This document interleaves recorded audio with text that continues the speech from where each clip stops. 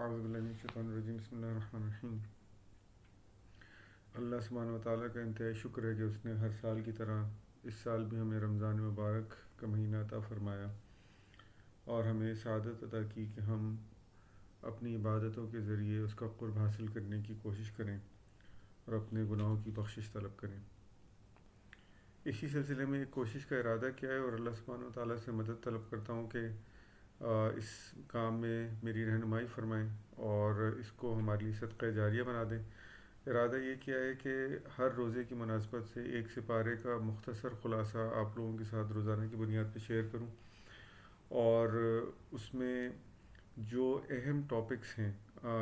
جن کو میں کور کر سکتا ہوں 5 سے 7 منٹ کی کلپ کے اندر وہ آپ سے شیئر کروں، تاکہ جب بھی ہم اس سپارے کو پڑھیں تو اس میں ہمیں جن موضوعات پہ بات ہو رہی ہے ان کا پتہ چل سکے۔ اس میں اہم بات یہ ہے کہ اس کو بالکل یہ نہ سمجھا جائے کہ یہ کسی صورت کی، کسی آیت کی یا کسی رکوع کی یا کسی سپارے کی تفسیر یا تشریح ہے، بلکہ محض یہ ایک سپارے کا مختصر سا خلاصہ ہے جس سے ہمیں اس سپارے کو سمجھنے میں آسانی ہوگی۔ ضروری بات یہ ہے کہ قرآن کو اس زبان میں سمجھا جائے جس زبان میں وہ اتارا گیا ہے، تاکہ ہم اس نظر سے قرآن کو پڑھ سکیں جس نظر سے ایک مسلمان کو پڑھنا چاہیے، نہ کہ ہم ترجمے یا تفسیر یا تشریح کے اوپر اکتفا کریں۔ شروع کرتے ہیں۔ بسم اللہ الرحمن الرحیم۔ پہلا سپارہ الف لام میم، پہلی سورت سورہ فاتحہ۔ اس میں اہم بات یہ ہے کہ پہلی سورت ترتیب مصحف کے اعتبار سے سورہ فاتحہ ہے، جبکہ ترتیب نزولی کے اعتبار سے سورہ علق پہلی سورت ہے۔ ترتیب نزولی وہ ہے جس آرڈر میں قرآن آپ صلی اللہ علیہ وسلم کے اوپر نازل کیا گیا، اور ترتیب مصحف وہ ہے جس میں حضرت جبرائیل علیہ السلام نے آپ صلی اللہ علیہ وسلم کو قرآن پڑھنے کی تاکید فرمائی۔ اسی اعتبار سے سورہ فاتحہ اس سپارے کی پہلی سورت ہوئی۔ اس سورت کو قرآن کے شروع میں رکھنے کی ایک حکمت یہ بھی سمجھ میں آتی ہے کہ جب بھی کوئی انسان اس سورت کو پڑھے اور قرآن کو پڑھنا شروع کرے تو وہ اپنے رب سے متعارف ہو جائے، اس کی صفات سے متعارف ہو جائے، اس سے دعا کرنے کے آداب سے متعارف ہو جائے اور اس سے وہ چیز اور وہ نعمتیں مانگ لے جو کہ سیدھے رستے کی طرف لے کے جاتی ہیں۔ اس کے بعد دوسری سورت ہے سورہ بقرہ۔ سورہ بقرہ کے آغاز میں بھی اللہ تعالیٰ نے کیٹیگوریکلی اس بات کو بیان کر دیا ہے کہ یہ وہ کتاب ہے جس میں کوئی شک نہیں ہے۔ اس کو بھی شروع میں رکھنے کی ایک حکمت یہ سمجھ میں آتی ہے کہ جب بھی کوئی اس کتاب کو پڑھے تو شروع میں ہی اس کو پتہ چل جائے کہ اس کتاب کے اندر شک نہیں ہے، اور یہ ان لوگوں کے لیے ہدایت ہے جو کہ غیب پر ایمان لاتے ہیں، نماز قائم کرتے ہیں اور جو کچھ اللہ پاک نے ان کو دیا ہے اس میں سے خرچ کرتے ہیں، اور نہ صرف اس پر ایمان لاتے ہیں جو ان پر نازل کیا بلکہ اس پہ بھی ایمان لاتے ہیں جو ان سے پہلے نازل کیا اور جو حق ہے، اور آخرت پہ وہ یقین رکھتے ہیں۔ قرآن کے شروع میں یہ بات بھی مسلمانوں کو واضح طور پہ بتا دی گئی کہ مسلمانوں کے لیے سب سے خطرناک منافقین ہیں، اسی لیے اس کو قرآن کے شروع میں ہی اللہ سبحانہ وتعالیٰ کی تعریف بیان کرنے کے بعد اور اس کتاب کے حق ہونے کی دلیل بیان کرنے کے بعد سب سے پہلا جو ٹاپک اللہ پاک نے مسلمانوں کے سامنے رکھا ہے وہ منافقوں کی نشاندہی اور ان کے کردار کے حوالے سے رکھا ہے۔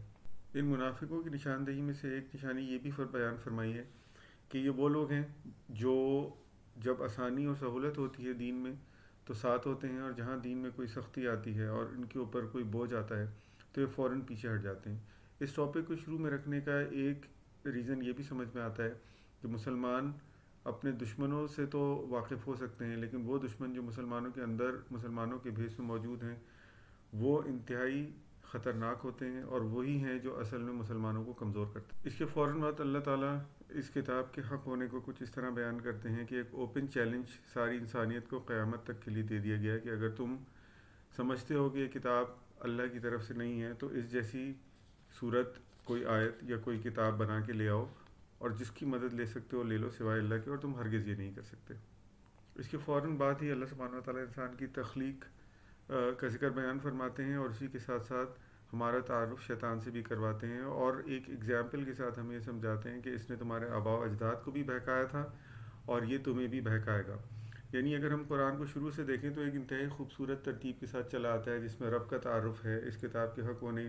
کی دلیل ہے، منافقین کی نشانیاں ہیں، اس کے بعد اس کتاب کے حق ہونے کے اوپر ایک اوپن چیلنج دیا جاتا ہے اگر کسی کو شک ہے،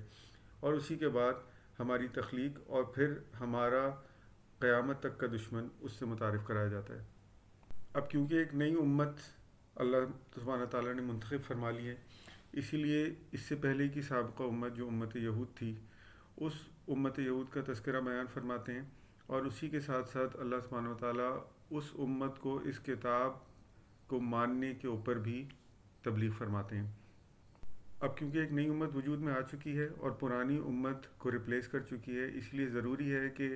وہ امت جس کو اللہ سبحانہ وتعالیٰ میں قرآن میں جگہ جگہ فرمایا ہے کہ انی فضلتکم علی العالمین، ہم نے تمہیں سارے عالموں پر فضیلت دی تھی، یعنی امت یہود،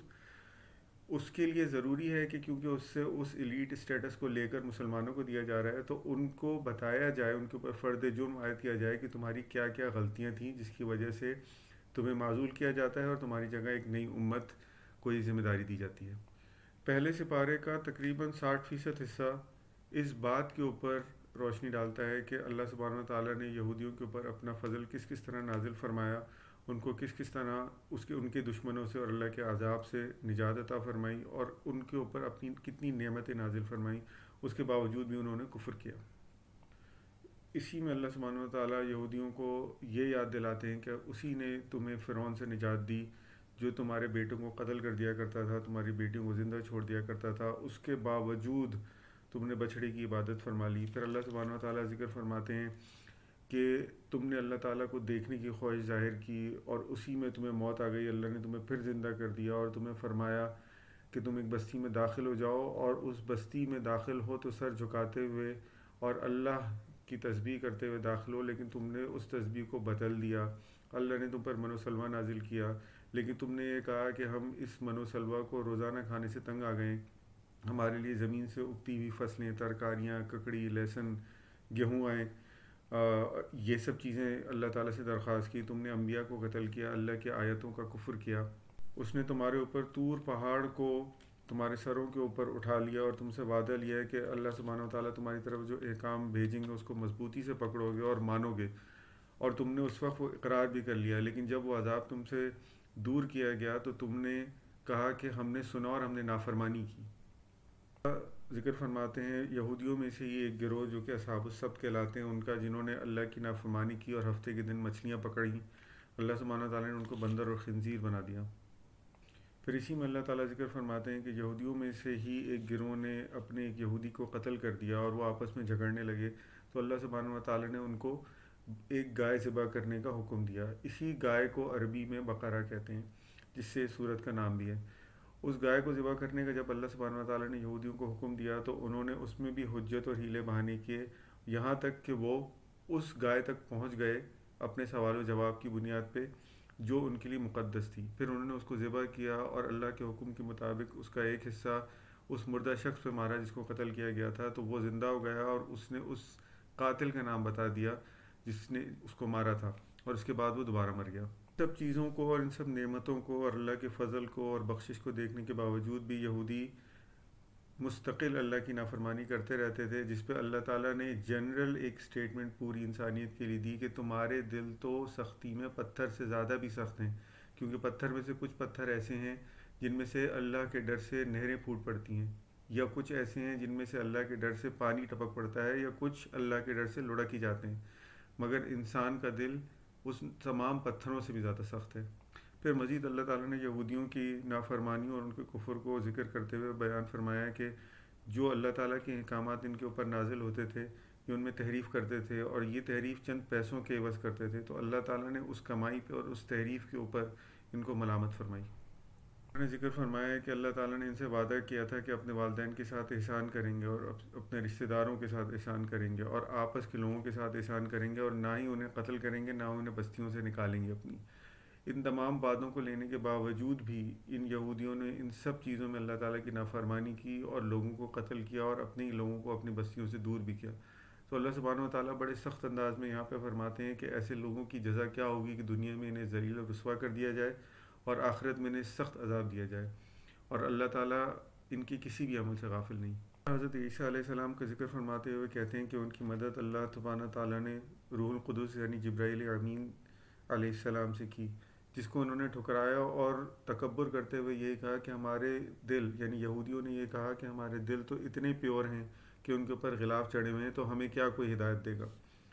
اس کے بعد اللہ تعالیٰ نے اس بچڑے کا ذکر پھر فرمایا جس کو انہوں نے خدا بنا لیا تھا، اور جب اس کو حضرت ہارون حضرت موسیٰ علیہ السلام نے جلا دیا تو اس کی راکھ جو آدھی ہوا میں اڑائی گئی تھی اور آدھی نیل میں بہائی گئی تھی، اس کا پانی ان لوگوں نے پی لیا، جس سے ان کے دل میں ایک مرض پیدا ہو گیا کہ اب یہ کبھی ہدایت نہیں پائیں گے۔ ان کا ایک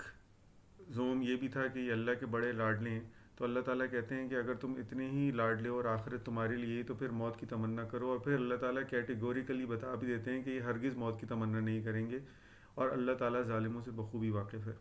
پھر اللہ تعالیٰ ذکر فرماتے ہیں کہ یہ لوگ حضرت جبرائیل علیہ السلام سے بغض رکھتے ہیں کیونکہ یہ ان کے اوپر عذاب لے کر آتے تھے، اور اللہ تعالیٰ اسی کے ساتھ فرماتے ہیں کہ جو کوئی بھی اللہ تعالیٰ سے، اس کے فرشتوں سے، ان کے رسولوں سے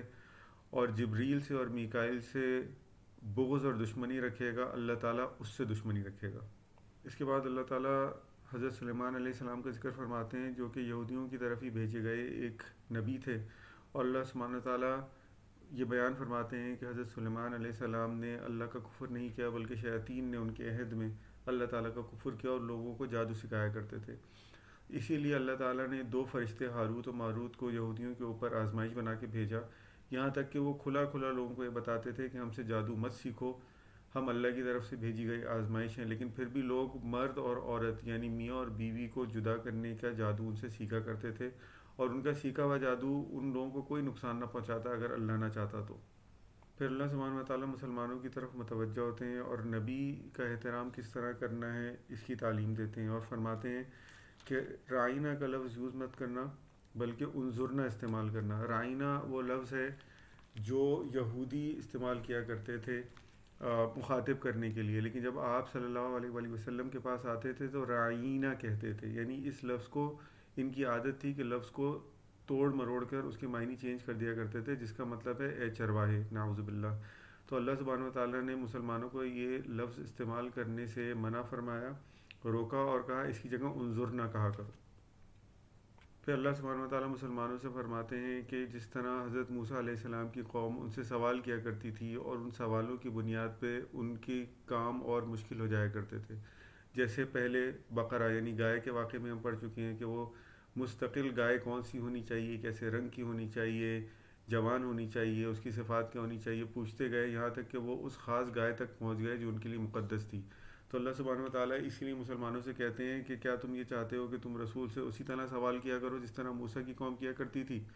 اگر تم یہ کرو گے تو یہ عادت تمہیں کفر کی طرف لے جائے گی اور یہ ایک برا راستہ ہے۔ مسلمانوں سے کہتے ہیں کہ نماز قائم کرو اور زکوٰۃ دیا کرو، اور جو کچھ بھی تم خیر میں سے اپنے اوپر خرچ کرو گے اللہ تعالیٰ اس سے واقف ہے۔ پھر یہودی اور عیسائیوں کے حوالے سے بات شروع ہوتی ہے، جس میں یہودی اور عیسائیوں کا یہ کہنا کہ جب تک تم یہودی یا عیسائی نہ ہو جاؤ جنت میں داخل نہیں ہوگے۔ اللہ تعالیٰ اس کا رد فرماتے ہیں،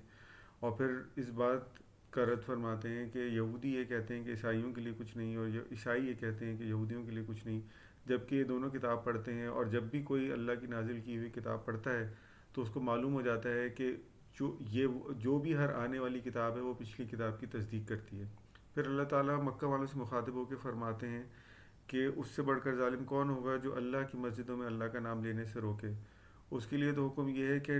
مسجد میں داخل بھی ہو تو ڈرتا ڈرتا داخل ہو، اور اس کے لیے دنیا اور آخرت میں شدید عذاب ہے۔ پھر یہاں پہ اللہ تعالیٰ ٹاپک چینج کرتے ہوئے ایک ہلکا سا اشارہ دیتے ہیں تحویل قبلہ کے اوپر، اور فرماتے ہیں کہ مشرق اور مغرب اللہ کے ہی ہے، اور اللہ تعالیٰ ہی زمین اور آسمان کا خالق ہے۔ اس کے بارے میں مزید تفصیل دوسرے سپارے کے اندر آ جائے گی۔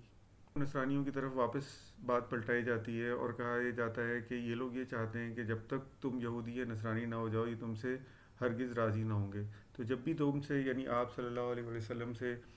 کوئی بھی یہ بات کہے، اور آج کے دور میں مسلمانوں سے کوئی بھی یہ بات کہے، تو ان سے کہہ دو کہ ہدایت تو صرف وہی ہے جو اللہ نے ہدایت دی، اور اگر میں اس بات کی پیروی کرنے لگوں جو تم مجھے کہتے ہو تو میں اللہ کے مقابلے میں کسی کو مددگار نہیں پاؤں گا۔ اس کے بعد اللہ سبحانہ وتعالیٰ حضرت ابراہیم علیہ السلام کا تعارف بیان فرماتے ہیں کہ جب ان کے رب نے ان سے کہا کہ ایمان لے آؤ تو وہ فوراً ایمان لے آئے۔ پھر کعبے کی تعمیر کا ذکر، پھر اس جگہ کا امن اور سلامتی کا مرکز ہونے کا ذکر، حضرت اسماعیل کا تعارف، اور یہودیوں کے اس قول کی نفی کا ذکر فرماتے ہیں جس میں وہ یہ کہا کرتے تھے کہ ابراہیم اسماعیل، اسحاق اور یعقوب اور ان کے بعد کے لوگ، یہاں تک کہ موسیٰ اور عیسیٰ، یہ سب کے سب یہودی یا نصرانی تھے۔ اللہ سبحانہ و تعالیٰ فرماتے ہیں کہ یہ سب یکسو مسلمان تھے، اور اس کے ساتھ ہی مسلمانوں کو بھی یہ حکم دیتے ہیں کہ جب بھی کوئی تم سے اس قسم کی کوئی بات کرے تو تم یہ کہنا کہ ہم یکسو مسلمان ہیں اور ہمارے لیے وہی رنگ بہتر ہے جس رنگ میں اللہ نے ہمیں رنگ دیا، اور اللہ سے بہتر رنگ کس کا ہو سکتا ہے۔ اس کے ساتھ ہی اللہ سبحانہ و تعالیٰ فرماتے ہیں کہ تم سے پہلے جو قومیں گزر چکی، یعنی حضرت ابراہیم، حضرت اسماعیل، حضرت اسحاق، حضرت یعقوب، ان کے بعد کے لوگ، حضرت موسیٰ اور حضرت عیسیٰ، یعنی یہ سارے یہودیوں کے انبیاء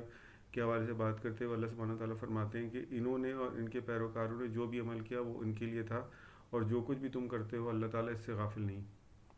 صدق اللہ العظیم۔